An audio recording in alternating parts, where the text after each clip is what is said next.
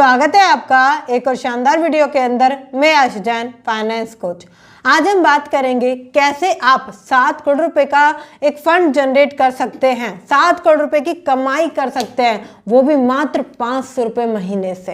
देखिए, ये सेशन बहुत ही आपके लिए शानदार होने वाला है, क्योंकि इस सेशन को देखने के बाद आपका माइंड खुल जाएगा। कहीं ना कहीं जो आप फंड जनरेट नहीं कर पाते या वेल्थ नहीं क्रिएट कर पाते, वो सब कर पाएंगे।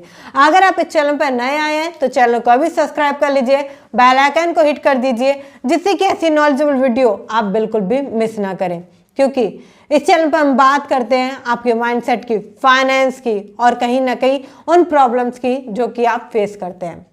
मिडिल क्लास आदमी की एक सबसे महत्वपूर्ण मिस्टेक जो होती है, जिसकी वजह से वो गरीबी रहता है, वो होती है नॉलेज ना लेना, नॉलेज को गेन ना करना। क्योंकि स्कूल और कॉलेज में ये कभी भी पढ़ाया नहीं जाता, बताया नहीं जाता कि पैसे को कमाया कैसे जाएगा, बताया नहीं जाता कि पैसे को बढ़ाया कैसे जाएगा, बताया नहीं जाता पैसे का सही मैनेजमेंट क्या होता है। क्योंकि अगर आप घर में बात करते हो, पापा मैं पैसे कमाने लगूं पढ़ाई के साथ साथ, तो पापा क्या कहेंगे, बेटा तू पढ़, अभी पैसों की बात मत कर। पैसों की बात करना ना अच्छा नहीं होता, पैसों की बात नहीं करनी चाहिए। ऐसी चीजें आपको घर में सुनने का मौका मिला होगा, और जाने अनजाने आप अपने बच्चों के साथ भी ये बातें करते होंगे। मगर क्या एक बार खुद से सोच के देखिए, क्या ये बातें सही हैं? अगर आज आप उनको पैसों के बारे में नहीं बताओगे कि सही तरीका क्या है, किस तरीके से वो अपने लिए फंड जोड़ सकते हैं, कैसे वो 7 करोड़ रुपए जमा कर सकते हैं, कैसे वो पैसे को मल्टीप्लाई कर सकते हैं, अगर आप इस सारी चीज़ें उन्हें नहीं बताओगे तो कौन बताएगा? क्योंकि अगर आपको लगता है कि दोस्त यार के पास जाने से वो बिगड़ रहा है, तो ये सच्चाई है। क्योंकि दोस्त यार ऑलरेडी उसको बिगाड़ने के लिए पैदा हुए हैं। वो उसको गलत, एक तो कुछ ना कुछ गलत इंफॉर्मेशन देंगे, है ना, और गलत तरीकों से वो सब फंसा देंगे। इसलिए आप ही सही तरीका अपनाओ। देखो, मेरे फादर ने कभी भी मुझे इन चीज़ों को नहीं बताया। मैं ऐसा नहीं कहूँगी कि आप गलत हो या मिडिल क्लास पर्सन गलत है, बट ये माइंडसेट ही गलत है, इसको चेंज कीजिए। कभी भी वो सामान लेकर आते थे घर पर, फल लेकर आए, सब्जी लेकर आए, तो मैं उनसे पूछा करती थी कि पापा ये सामान आप कितने का लाए, ये कितने का लाए? तो वो हमेशा मुझे बोलते थे कि तो अपने काम से काम रख, तुझे ये सब चीज़ें अभी सीखने की जरूरत नहीं है। ये उन्होंने मुझे हमेशा बोला। मैं जब भी उनसे कुछ पूछती, वो मेरी बातों को टाल दिया करते थे। जब मैं थोड़ी सी बड़ी हो गई तो मुझे लगा कि मुझे पैसे कमाने चाहिए। मैंने उनसे बोला कि पापा मैं जॉब कर लूँ पढ़ाई के साथ साथ, तो उन्होंने मुझे मना कर दिया। उन्होंने कहा कि अभी मैं पैसे कमा रहा हूँ तो कोई दिक्कत नहीं है, तुम मत कमाओ, अभी तुम पढ़ो। हम भी पढ़ने लगे, मगर मैंने छुपे छुपे उनसे कुछ ना कुछ पैसे कमाना शुरू कर दिया, कुछ भी जो भी मुझे काम समझ में आता उसके तहत, क्योंकि ये ज़रूरी था। अगर मैं भी उन्हीं के माइंडसेट से चलती तो कहीं ना कहीं शायद मैं भी स्ट्रगल करती, क्योंकि मिडिल क्लास माइंडसेट हमेशा स्ट्रगल करता है। वो हमेशा इन चीज़ों को समझता ही नहीं है कि अभी जो मिडिल क्लास माइंडसेट है ना, वो यही सोचता है, कमाओ खाओ बचाओ कुछ भी मत, कमाओ खाओ बचाओ कुछ भी मत। कुछ भी उनके पास लास्ट में होता नहीं है, और कई बार तो उनके पास रिटायरमेंट फंड भी नहीं होता। वो डिपेंड रहते हैं। देखिए, आज का ये दौर है ना, आप किसी पे डिपेंड नहीं रह सकते, आपको सारी चीज़ें खुद ही बनानी पड़ेगी। आज के टाइम पर अगर आपने सोचा नहीं है ना कि कल क्या होगा, कि मेरे पास पैसा कब होगा, ये लॉन्ग टर्म में सोचा ही नहीं है, तो पैसा कभी नहीं होगा। कुछ लोगों को लगता है कि हम एफडी कर रहे हैं, आरडी कर रहे हैं, उसमें एक अच्छा इंटरेस्ट मिल रहा है, सिक्योरिटी है, सेफ है। नहीं, क्योंकि अभी मैं आगे इसकी सच्चाई और आपको बताऊंगी कि आरडी एफडी तो करनी ही नहीं चाहिए, इसमें तो आपका पैसा बर्बाद होता है। कैसे, वो सारी चीज़ें बताऊंगी। देखिए, मिडिल क्लास जो पर्सन है ना, वो हमेशा सोचता है कि रिस्क ना हो, और ना कोई ऐसे ये समझे कि वो हमेशा न्यूट्रल जीता है, ना कोई रिस्क हो ना कोई परेशानी हो। नो रिस्क नो प्रॉफिट, कोई दिक्कत नहीं है, कोई दिक्कत नहीं है, इतना ही चलता रहे जैसा चल रहा है। आप मुझे खुद से सोच के देखिए कि अगर आज आप पैसों के बारे में सीखोगे नहीं, उसकी मनी मैनेजमेंट नहीं करोगे, और आपको लग रहा है कि मुझे थोड़ा बहुत ज्ञान है, उसे सीख के बतेरा है, मुझे कुछ भी एक्स्ट्रा सीखने की जरूरत नहीं है, तो आप जहाँ पर हो वहीं रह जाओगे। क्योंकि गरीब जो है ना वो कभी भी सीखता नहीं है, मिडिल क्लास आदमी कभी भी सीखता नहीं है, बट जो अमीर आदमी है वो हमेशा सीखता है। उसको समझ में आ जाता है कि आज के टाइम पर सीखना बहुत ज़रूरी है, चाहे वो पैसे का मैनेजमेंट हो, नई स्किल हो, कुछ भी हो, सीखने की ज़रूरत आपको पड़ेगी ही पड़ेगी। देखिए, अगर मैं एक चीज़ कहूँ जो आप सब समझते हैं, ठीक है, 1990 की बात करते हैं, ठीक है, 1990 में पेट्रोल 10 रुपये लीटर आता था, ठीक है, आज पेट्रोल 110 रुपये लीटर है। आप देख रहे हो जो 10 रुपये थे ना वो 100 रुपये के बराबर हो चुके हैं। आप महंगाई को समझ पा रहे हो कि महंगाई कितनी तेजी से बढ़ रही है। आज आप घर का खर्चा अगर 25,000 रुपये में भी चलाने की कोशिश करोगे ना तो मुश्किल ही चल पाएगा। वहाँ पहले 10,000 5,000 रुपये में चल जाता था। ये क्या है, बल्कि 10,000 5,000 तो और भी ज़्यादा बता रही हूँ मैं आपको, और भी कम में चल जाया करता था। आज के टाइम पर है ना, अगर सबसे ज़्यादा किसी चीज़ ने कमर तोड़ी है तो वो आपकी महंगाई है। देखिए, अगर आप इस महंगाई को नहीं समझोगे ना तो ये आपकी कमर तोड़ती रहेगी। बहुत सारे लोग इस चीज़ों को समझते नहीं हैं, वो उन्हें लगता है कि नहीं कोई दिक्कत नहीं है, कोई परेशानी नहीं है। इन्वेस्टमेंट दर, महंगाई दर, ये आपकी कमाई दर, इन सबको कैलकुलेट करना सीखो। मैं भी आपको बताऊंगी कैलकुलेट कैसे करते हैं, इन्हें कैलकुलेट करना सीखो। आपको पता होना चाहिए मेरा पैसा कितना लग रहा है, कितना जा रहा है। कुछ ऐसी पॉलिसीज होती हैं जिनमें कि ऐसा लगता है पैसा डबल हो रहा है, 15 साल बाद आपको ये पैसा दुगना तिगना मिल जाएगा, 1 के 2 लाख हो जाएंगे, 15 लाख हो जाएंगे। मुझे एक बात बताओ, जब वो पैसा मिलेगा क्या महंगाई नहीं बढ़ चुकी होगी? ऐसा हो कि वो पैसा आज के हिसाब से उतना ही रह जाए महंगाई में बढ़कर, तो सोच कर देखो, ऐसा तो नहीं कि पैसा घट रहा है और मिडिल क्लास आदमी को लग रहा है कि वो पैसा बढ़ा रहा है। क्योंकि हो सकता है आप जो ये गलती कर रहे हो जिसकी वजह से आपका पैसा घट रहा हो, आप एफडी कर रहे हो, आरडी कर रहे हो, ये मरने के बाद जीने के बाद ऐसी पॉलिसीज कर रहे हो सकता है कि आपका पैसा घट रहा हो और आपको ये बात समझ ही ना आ रही हो। आपको लगता हो कि मैं 25,000, 30,000, 35,000 या 15 से 20,000 रुपये भी कमा रहा हूँ ना तो पैसे बचा रहा हूँ, कल का आने वाला कल मेरा सिक्योर है। आप ऐसा सोचकर इन सारी चीज़ों में पैसा लगा रहे हो, मगर पैसा वेस्ट हो रहा है। और हो भी सकता है कि आप ये जगह पैसे लगा ही ना रहे हो तो और दिक्कत की बात है, क्योंकि हो सकता था कि आप थोड़े पैसे बना जाते, मगर बिल्कुल ना इन्वेस्टमेंट करने की वजह से वो पैसा खत्म हो चुका है। देखिए, आज इन्फ्लेशन इतना बढ़ चुका है ना कि आपकी कमर तोड़ देगा वो। अगर आप मेरी बात को ध्यान से नहीं समझ पाए ना तो आपकी कमर तोड़ देगा, क्योंकि आप कितना भी कमा लो, कितना भी इन्वेस्ट कर लो, कहीं भी बचा लो, ये आपका पीछा नहीं छोड़ेगा। क्योंकि सरकार 5-6% बचाती है जिससे कि लोगों के अंदर ना डर ना फैले, लोगों को दिक्कत ना लगे, उन्हें लगे सब कुछ आराम से चल रहा है, कोई दिक्कत नहीं है, अभी सब कुछ ठीक है, कोई दिक्कत नहीं है, सब कुछ है मेरे पास, कोई दिक्कत नहीं है।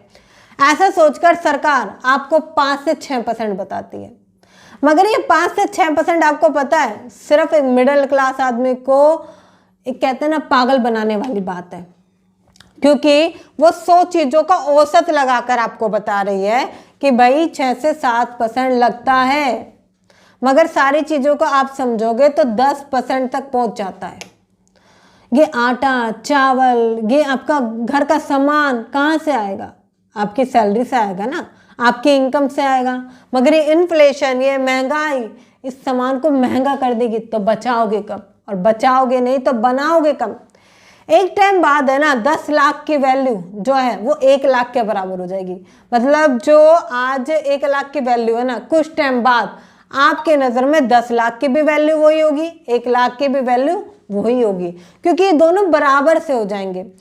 आज के टाइम पर है ना इन जैसे इन्वेस्टमेंट में ना पैसा बढ़ता नहीं है, घटता है। चलो मैं आपको अपनी स्क्रीन पर समझाती हूँ और अच्छे से आप समझ पाएंगे कि मैं क्या कहना चाहती हूँ। ठीक है, आपको ये क्लियर करना ज़रूरी है, क्योंकि जहाँ भी आप पैसा लगा रहे हो ऐसा तो नहीं है कि आपका पैसा बर्बाद हो रहा है। चलिए आपके सामने मैं एफडी के करंट रेट यहाँ पर सर्च करती हूँ। ठीक है, मैंने गूगल ओपन किया, मैंने यहाँ पे एफडी के करंट रेट जो इंडिया में चल रहे हैं वो सर्च करें।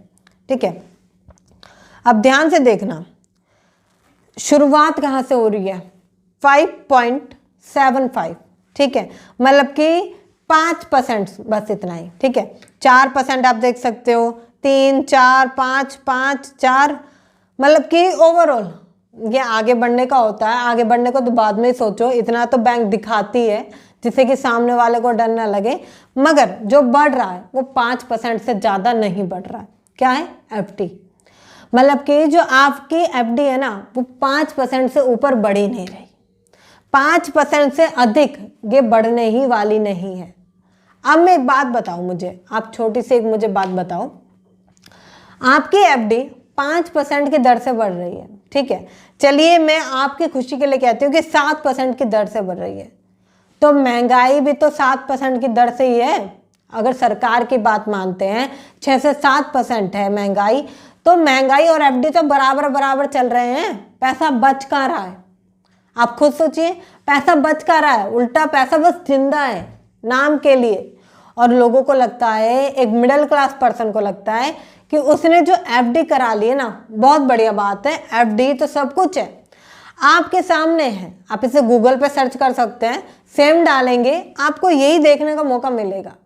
अच्छे से देखिए, ट्रस्ट कीजिए, क्योंकि हो सकता है कि बैंक आपको बोले 7%, 8% मिल रहा है, असलियत देख लीजिए 5-6% से ऊपर नहीं मिल रहा। तो ये एफडी करानी ही क्यों है, आप अपना पैसा बर्बाद ही तो कर रहे हो, क्यों करानी है, सही जगह पैसा लगाओ। चलो एक चीज़ और दिखाते हैं आपको। ठीक है, मैंने इसमें आपके लिए कर दिया आरडी के रेट कर दिए। ठीक है, आरडी के रेट अब मैं आपको दिखाती हूँ।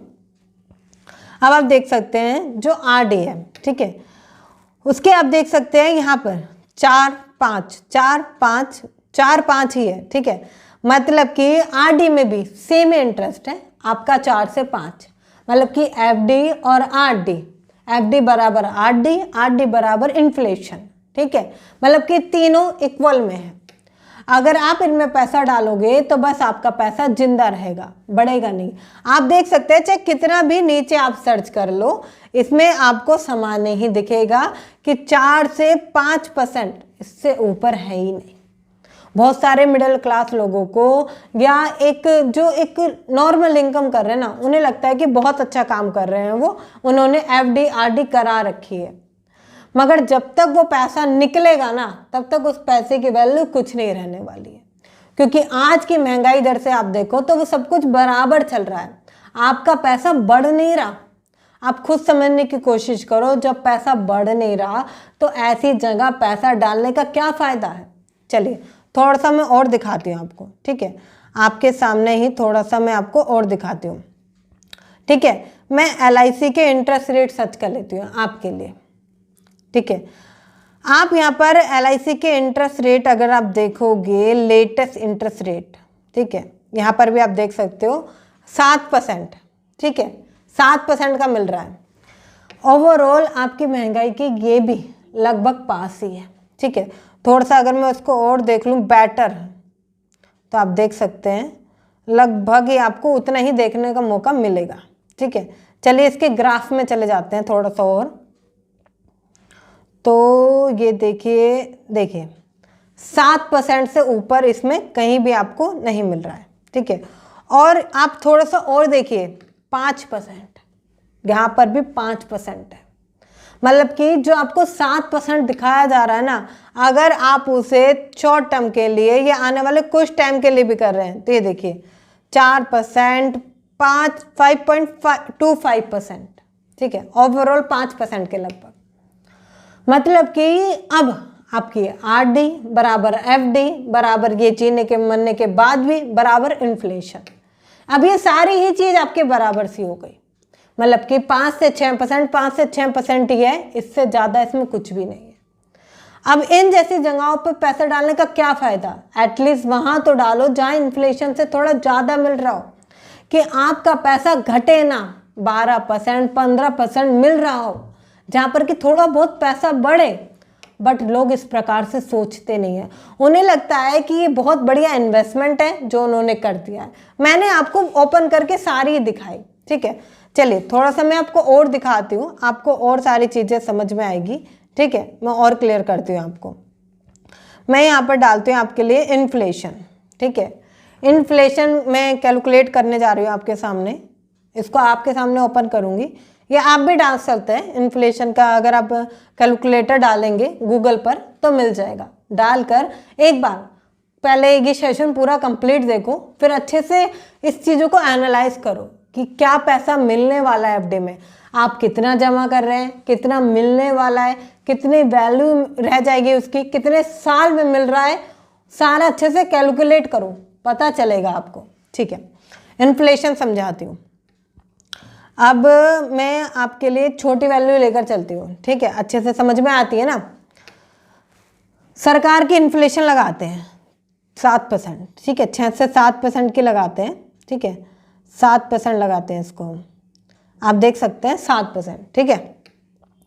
1000 रुपये की वैल्यू, करंट कॉस्ट वैल्यू, मात्र अगर हम 7% का इन्फ्लेशन लगाते हैं 5 साल में 1400 रुपये हो गई, मतलब कि पूरे 400 रुपये बढ़ गए, ठीक है। और ये तो वो इन्फ्लेशन है जो सरकार आपको दिखा रही है।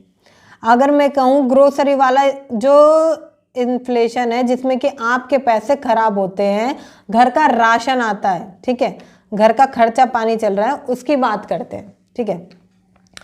1000 रुपये और मात्र 5 साल बाद 10% के इन्फ्लेशन से 1600 रुपये हो जाते हैं।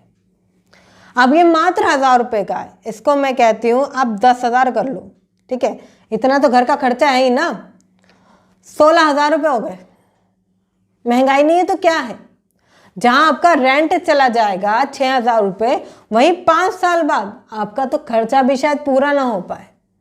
और ये अभी की बात नहीं है, ये नहीं कि मात्र 5 साल, अगर इसको आप थोड़ा सा और समझो, इसको 10 साल कर दो तो आप देखो 10,000 की वैल्यू 25,000 रुपये, मतलब कि 25,000 रुपये उस टाइम के 25,000 रुपये और आज के 10,000 रुपये 10 साल बाद सेम होने वाले हैं। ज़्यादा फर्क नहीं पड़ेगा इसमें, मतलब कि इतना एक आम आदमी की जेब पर तो फर्क पड़ जाएगा कि कहीं ना कहीं हो सकता है कि उसका खाना खर्चा ये सारी प्रॉब्लम में आ जाए, मगर हाँ अमीर आदमी को कोई फर्क नहीं पड़ने वाला। तो यहाँ पर मैं आप ही की बात कर रही हूँ, एक मिडिल क्लास पर्सन की बात कर रही हूँ कि महंगाई दर को समझो, इन्फ्लेशन को कैलकुलेट करो। अगर मैं सरकार के हिसाब से भी इसको ले जाती हूँ, अगर आप सरकार के हिसाब से भी इसको समझते हैं, तब भी आप समझिए 10,000 जो है वो 20,000 रुपये हो गया मात्र 10 साल के अंदर। अगर सरकार की तरफ से भी आप कहते हो कि चलो हमें तो सरकार वाला इन्फ्लेशन बताओ, तो 10,000 की वैल्यू 19,000 रुपये लगभग हो चुकी है। और अगर आप असली चीज़ों का देखोगे तो 25,000 रुपये तक जा चुका है। ये महंगाई नहीं है तो क्या है। असली जो दिक्कत आती है ना मिडिल क्लास पर्सन को, वो महंगाई की आती है, क्योंकि वो इन सारी चीज़ों को जल्दी समझता नहीं है। उसे लगता है कि सब सही चल रहा है, सब ठीक है। आपको ये चीज़ समझने की जरूरत है कि आज जो 25,000 रुपये हैं या आज के जो 10,000 रुपये हैं, कल के 10 साल बाद के 25,000 रुपये के बराबर होने वाले हैं। मतलब कि आज जितना खर्चा, आज जितनी चीज़ें 10,000 रुपये में आ जाती है, मात्र कुछ सालों का अंतर और आपके वो 10,000 रुपये का खर्चा जो भी है वो 25,000 रुपये तक पहुंच जाएगा। मुझे एक बात बताओ, क्या इनकम बढ़ेगी? अब कुछ लोग कहेंगे कि मैम मेरी तो 15,000 रुपये थी, 18,000 रुपये हो जाएगी, 20 तो हो ही जाएगी। बहुत कम लोगों की बढ़ती है और इतने रुपए नहीं बढ़ते हैं, 2-3 हज़ार रुपये बढ़ते हैं। यहाँ देखो पूरे 15,000 रुपये बढ़ रहे हैं महंगाई में। अगर आपकी इनकम में 2-3 हज़ार रुपये बढ़े भी तो कौन सी बड़ी बात हो गई है, तो उतना ही खर्चे तो उतने ही हैं। महीने के एंड में फिर भी तो पैसा बचेगा नहीं आपके पास। कभी सोचा है कि जो आप ये कार लेकर आ रहे हो, जो इंस्टॉलमेंट पे सामान लेकर आ रहे हो, जो ये सारी चीज़ें करके लेकर आ रहे हो, जब महीने के एंड में कुछ बचता ही नहीं है तो क्यों लेकर आ रहे हो? क्यों आपने पैसा इन्वेस्ट नहीं कर रखा? क्यों अपने लिए आप वेल्थ क्रिएट नहीं कर रहे हो? चलो एक छोटी सी बात बताती हूँ।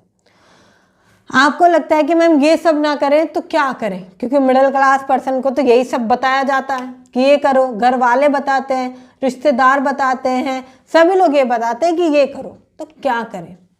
मैं आपको एक सिंपल सा कैलकुलेट बताती हूँ, ठीक है, जिससे कि आप बहुत आसानी से कर सकते हैं और उसकी शुरुआत आप ये समझिए कि इस सेशन के ख़त्म होने के बाद से ही कर सकते हैं, ठीक है। आपके सामने मैं सर्च कर रही हूँ, आप भी कर लीजिएगा, ठीक है। आप गूगल पे जाएंगे SIP कैलकुलेटर, ठीक है।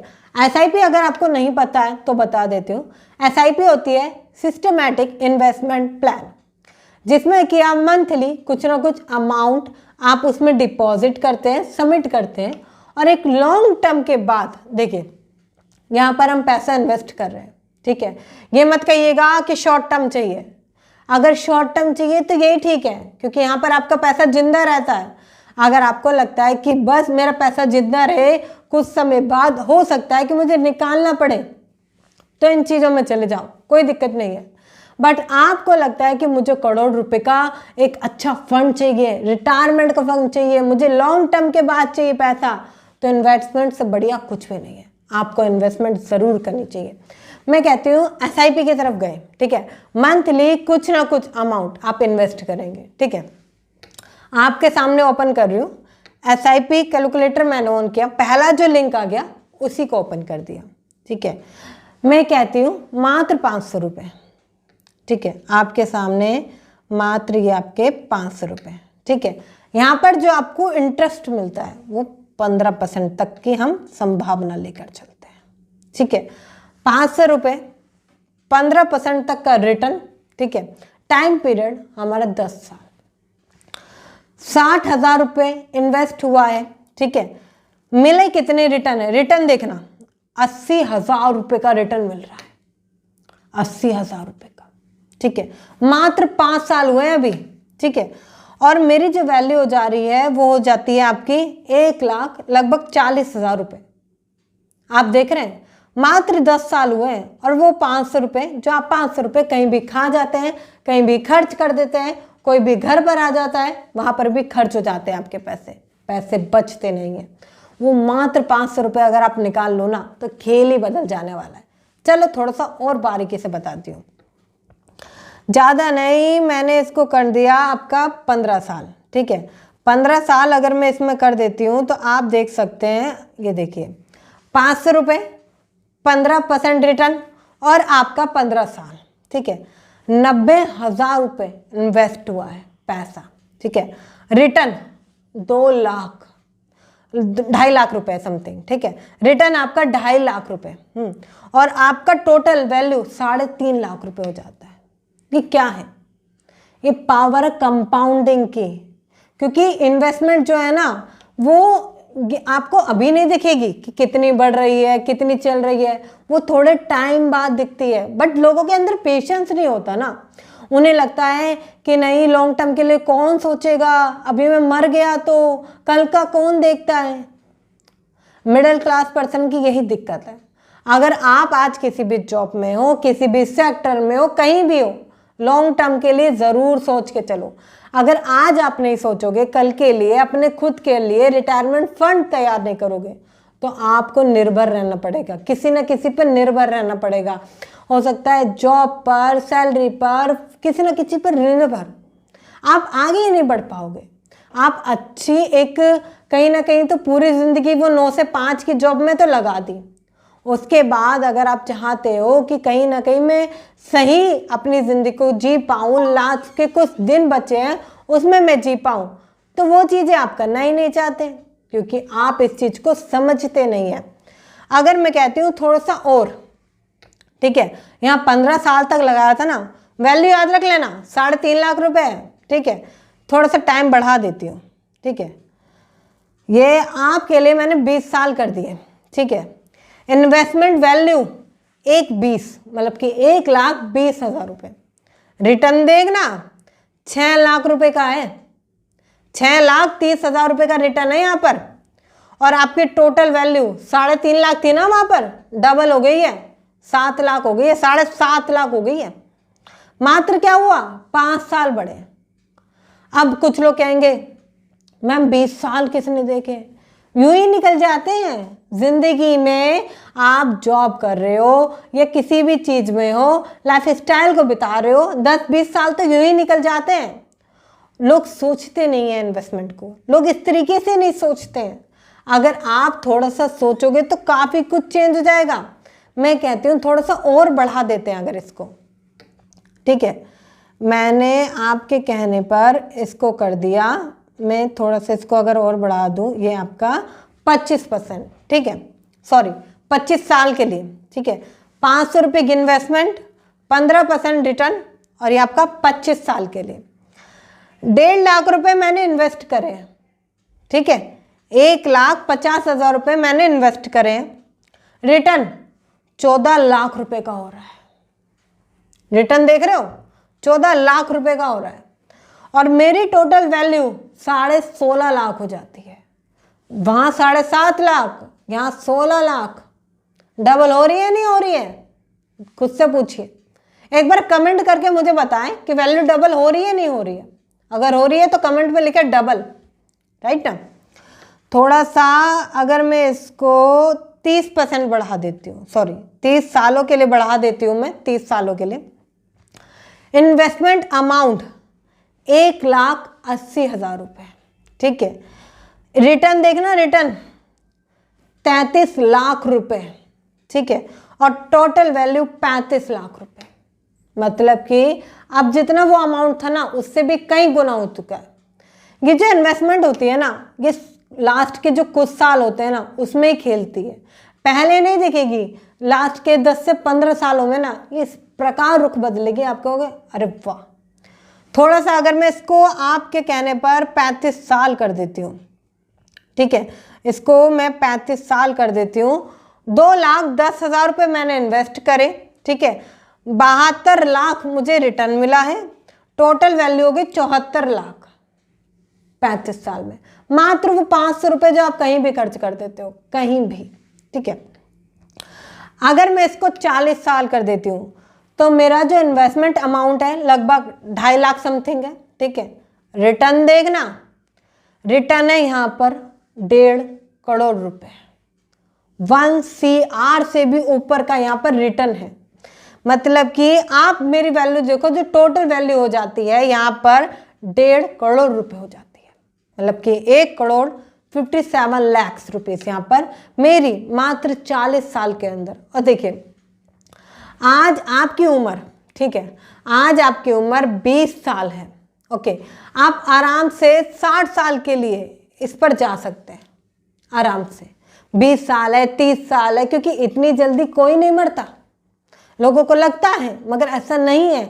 आप इसमें देखो, मात्र 500 रुपये की अमाउंट से आपने 1 करोड़ रुपए का फंड यहाँ पर जनरेट कर लिया। बहुत सारे लोग इस फंड को जनरेट नहीं करते, सोचते नहीं है कि मुझे SIP करानी चाहिए, मुझे पैसा ऐसी जगह लगाना चाहिए जहां 12 से 15% तक मिले। सोचने की जरूरत है। देखिए इसमें से जो पैसा आ रहा है ना, थोड़ा सा निकाल कर अगर आप उसे प्रॉपर्टी में लगाते हैं, अगर आप, जो हो सकती है कि अभी लगभग उसकी कुछ भी ना हो, मार्केट प्राइस लगभग बहुत ही कम हो, आप उसे कम अमाउंट में लेके डाल दो, 5 लाख 6 लाख रुपए में लेके डाल दो, मगर कुछ टाइम बाद उस प्रॉपर्टी के रेट 40 लाख तक बढ़ जाते हैं। ऐसी बहुत सारी प्रॉपर्टी आपने देखी होगी जिसके आसपास कुछ कमर्शियल लाइन खड़ी हो गई, अगर कुछ डेवलपमेंट शुरू हो गया तो उसके दाम बढ़ जाते हैं। और आज ऐसी प्रॉपर्टी बहुत है। आपको रियल एस्टेट में इन्वेस्टमेंट करना चाहिए, क्योंकि ये आपका कल का रिटायरमेंट फंड हो सकता है। वहां से जो पैसा आए वो आपका रिटायरमेंट फंड के लिए यूज हो सकता है। आपको एक ये मत सोचिए कि मैं मिडिल क्लास हूँ, मैं इतना ही करूँगा, मेरी कमाई कम है, मेरे पास पैसे बचते नहीं है, मुझे यहाँ भी देना है, मुझे वहाँ भी देना है। ये तो हमेशा लगा रहेगा, ये हमेशा चलने वाला है, इसका कोई भी, ये समझिए कोई भी रास्ता नहीं है, ये हमेशा चलने वाला है। अगर मैं कहती हूँ आपने कोई भी ऐसी प्रॉपर्टी डाल दी जिसका 20 साल 30 साल बाद भी अगर एक अच्छा रिटर्न है, 1 CR का भी रिटर्न है, तो आप देख सकते हैं यहाँ पर 1.5 करोड़ और एक ऑलरेडी 2.5 करोड़ रुपए का आपका बन गया। क्या है, इन्वेस्टमेंट से ही तो बना है, आपको इन्वेस्टमेंट करनी पड़ेगी। देखिए प्रॉपर्टी में भी 2 चीज़ें आती हैं। कुछ लोगों को लगता है फ्लैट की तरफ जाएं, फ्लैट की तरफ बिल्कुल मत जाइए, बिल्कुल गलत इन्वेस्टमेंट है, क्योंकि फ्लैट के दाम घटते हैं, इतने अच्छे नहीं बढ़ते, क्योंकि जिसकी डिमांड ज़्यादा है, जिसकी सप्लाई ज़्यादा है, उसकी वैल्यू कम हो जाती है। आप देखिए आज बिल्डिंग खड़ी हो रही है 17 मंजिल, 18, 20, 25, क्या है, फ्लैट ही तो है, इसलिए इनमें मत जाओ।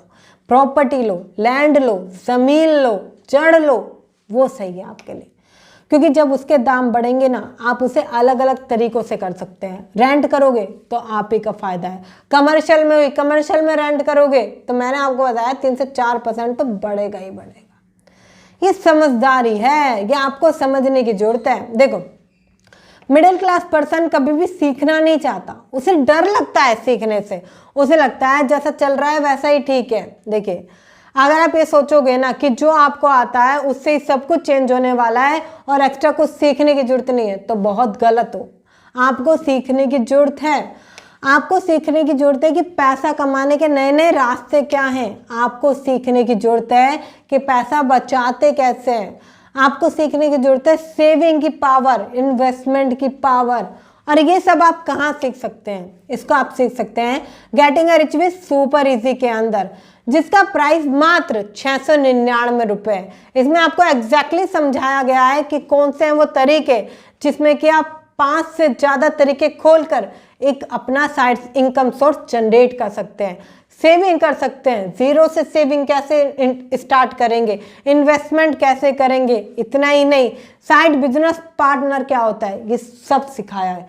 जो भी चीज़ मैंने फाइनेंस के हिसाब से सीखी ना, वो सबका निचोड़ मैंने इसके अंदर बनाया है और अभी तक काफ़ी लोग इनरोल कर चुके हैं और काफ़ी लोगों ने काफ़ी कुछ अपनी फाइनेंशियल कंडीशन चेंज करी है, क्योंकि एक छोटी सी अमाउंट में आपको मिलने वाला बहुत कुछ है। तो एक बार जाकर चेकआउट ज़रूर करें, लिंक आपको डिस्क्रिप्शन में मिल जाएगा। क्या क्या मिलने वाला है, कैसे आप इसको लिख सकते हैं या कैसे आप ये आपके लाइफ को चेंज करेगा, सब कुछ बताया गया है। एक बार जाकर चेकआउट ज़रूर करें, जिससे कि आपको एक वैल्यूएबल नॉलेज मिल सके। देखिए यहाँ पर हमने 2 तरह के इन्वेस्टमेंट पर बात कर ली, जो कि बहुत आसान है बट लोग करते नहीं है, करना पड़ेगा। अगर आप चाहते हैं रिटायरमेंट फंड बने, आप अमीर बने, 7 करोड़ रुपए बने, तो ये करना ही पड़ेगा।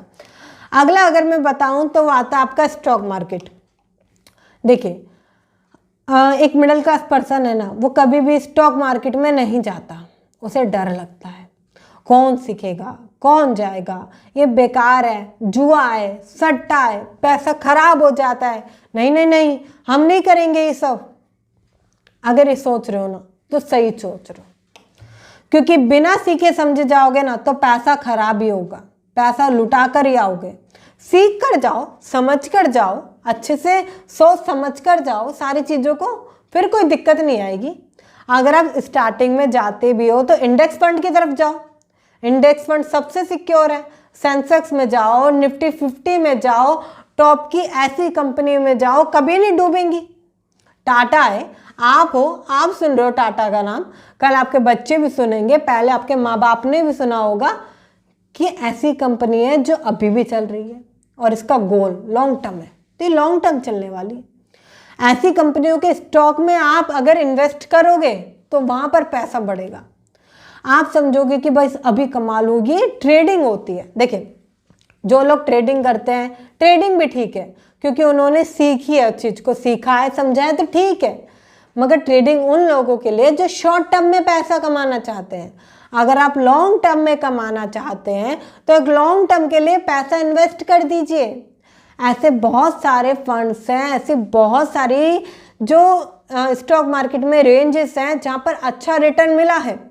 जैसे कि अगर मैं आपको एक छोटा सा स्क्रीन और शेयर करके बताऊं कुछ चीज़ें, तो आप मुझे एक चीज़ समझो, एक चीज़ समझाती हूँ, ठीक है। मैं कहती हूँ कि आप हो, ठीक है, यहाँ पर ऐसी बहुत सारी कंपनियां हैं जो 18% और 20% तक का रिटर्न देकर गई है स्टॉक मार्केट में। अगर मैं यहाँ पर कहती हूँ आपके 21%, देखिए यहाँ पर 12 CR 12 करोड़ रुपए का रिटर्न तो है ही बन रहा है। क्या है ये? रिटर्न नहीं है। अगर आप देखोगे आपको सही जगह इन्वेस्टमेंट नहीं आता, दिक्कत वहीं अटक जाती है कि आपको सही जगह इन्वेस्टमेंट नहीं आता। आप देखो यहाँ पर जहाँ मैंने अनुमानित 15% लगाया था, अगर किसी कंपनी की ग्रोथ हो रही है, ऑलरेडी आप ग्रोथ कंपनी में पैसा डाल रहे हो, तो 18, 20, 21% की दर से भी अच्छा रिटर्न देकर जाती है। ऐसी बहुत सारी कंपनियां हैं जिन्होंने अपने सालों के एक अच्छे दशक में बहुत अच्छा रिटर्न दिया है। अगर मैं मात्र 21% भी मानकर इसका रिटर्न लेकर चल रही हूं तो 12 करोड़ रुपए तो यहीं हो गए मात्र 500 रुपए से। और आप ये कहीं भी इन्वेस्ट कर सकते हैं। बस ये फंड बनाइए 500-500 कर अगर आप इसका अलग अलग तरीके से भी फंड बनाएंगे ना तो काफ़ी कुछ चेंज हो जाएगा। अगर आपको सीखना है कि सैलरी को मैनेज कैसे करते हैं तो आप सर्च कर सकते हैं आयशा जैन सैलरी मैनेजमेंट। उसमें मैंने आपको एग्जैक्टली बताया है कि सैलरी को मैनेज कैसे किया जाता है, कैसे आप इन्वेस्टमेंट का थोड़ा थोड़ा पैसा निकाल सकते हैं। सीखने की जरूरत है, आपको भी सीखने की जरूरत है। ये फंड, रिटायरमेंट फंड, ये फालतू की चीज़ों के इन्वेस्टमेंट से हट के सही जगह इन्वेस्टमेंट करने की आपको जरूरत है। अगर आपको ये वीडियो अच्छी लगी है तो शेयर करें उनके साथ जो कहीं ना कहीं प्रॉब्लम फेस कर रहे हैं, जिनको नहीं पता कि फंड कैसे प्रिपेयर किया जाता है, रिटायरमेंट कैसे सिक्योर किया जाता है, कैसे वो 7 करोड़ रुपए तक का एक अच्छा फंड तैयार कर सकते हैं। उनके साथ जरूर शेयर करें क्योंकि आपका एक शेयर सामने वाले की जिंदगी बदल सकता है, काफ़ी कुछ उसकी लाइफ में चेंज कर सकता है। तो उसके साथ शेयर ज़रूर करें जिससे कि कहीं ना कहीं उसकी वो प्रॉब्लम खत्म हो और वो आगे बढ़ पाए। कैसे वो 500 रुपये में से कर सकता है, शेयर ज़रूर करें। अगर आपको ये वीडियो अच्छी लगी है तो चैनल को लाइक कर दीजिए और हाँ, सब्सक्राइब करना, बेल आइकन को हिट करना बिल्कुल ना भूलें। मिलते हैं फिर किसी वीडियो में, फिर किसी सेशन में। तब तक के लिए थैंक यू सो मच।